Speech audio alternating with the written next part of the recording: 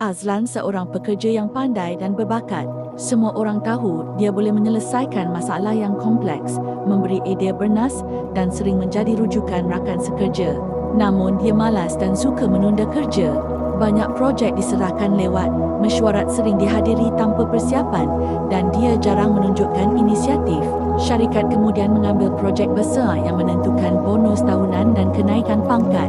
Semua pekerja diberi tanggungjawab penting. Azlan yakin, aku pandai, projek ini mudah untuk aku. Tetapi akibat sikap malasnya, beberapa bahagian projek tergendala. Rakan sekerja yang sederhana tetapi rajin dan bertanggungjawab berjaya menampung kekurangan itu. Projek akhirnya disiapkan tepat pada waktunya, tetapi pengurus besar tidak lupa siapa yang banyak menyumbang dan siapa yang hanya menunggu.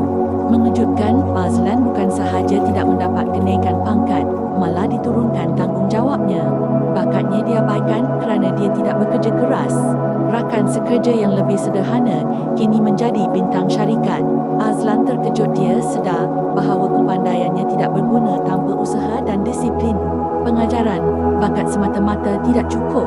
Konsistensi, usaha dan tanggungjawab adalah kunci sebenar kejayaan. Malas boleh merosakkan apa sahaja bakat hebat.